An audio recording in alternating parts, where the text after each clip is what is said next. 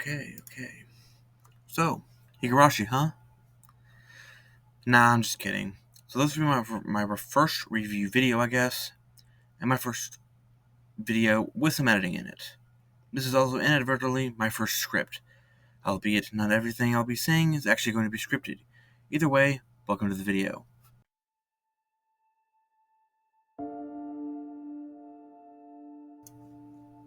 So, today, I'll be talking about Higurashi, or Higurashi When They Cry. And I'll just be going over my review of the series, and stuff about it. Of course, I'm referring to the manga series. I'll be attempting to keep the video as spoiler-free as possible. So the first thing I would like to bring up is the formatting of the manga itself. It's based on an episodic visual novel. Its manga tries to recreate this by separating each arc of the game into 2 to 4 volumes. So the volumes are numbered 1 through 26, but there will be an additional number on each volume to represent which arc you are reading. Now, if anyone is interested in reading the series, this will probably be the hardest hurdle to overcome. It was quite difficult because you'll begin reading the series, you'll read the first 2 volumes, which is the first arc, and you'll feel like you finished it. At least for me, when I was reading it, I read the first 2 volumes.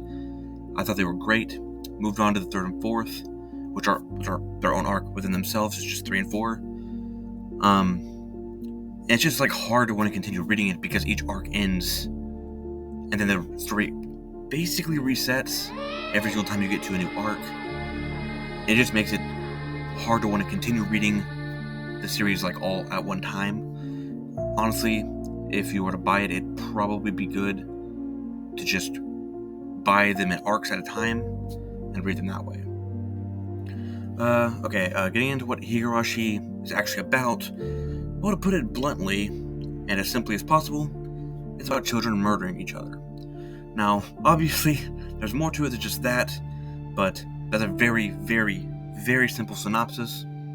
I'll be giving a more advanced one, I guess, here.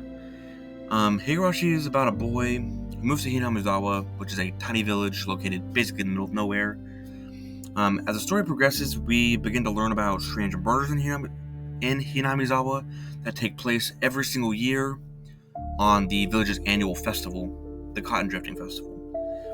And as the story progresses within each arc, we see how the village's superstitions and stuff mess with the main characters throughout the series. So in the first arc, for example, you have Keiichi. He's the main character of that one, and you'll follow his story arc there.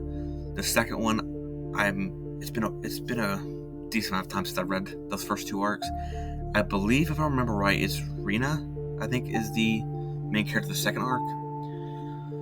But basically we see how it all affects these characters as the story progresses. Now I'll be basically moving on to my score of the actual series in and of itself. Overall, I quite enjoyed the series, quite a lot. It's actually my top 10 manga series of all time now. And I would easily recommend it to anyone who has even a slight interest in psychological horror or thriller series. It is a little gory at times. It's not too bad most of the time, but there are definitely scenes where, if you're sensitive to anything like that, it can be pretty difficult to look at. Overall, I do believe the series to be a 9.5, in my personal opinion. It's almost perfect. My only real complaint of the series would be just the ending arcs, the last 2 arcs, were just a little much for me, personally, but I'm sure there are plenty of people that love the ending of the series. I like the ending itself, it's just the way they go about it is just a little much for me.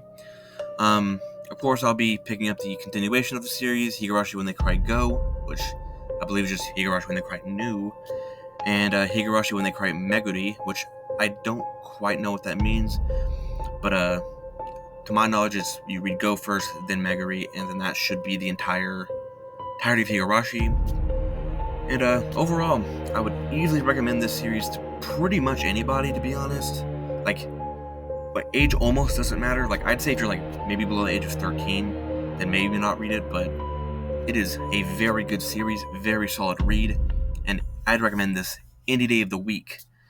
It's just anybody who has any remote interest in a mystery or thriller series.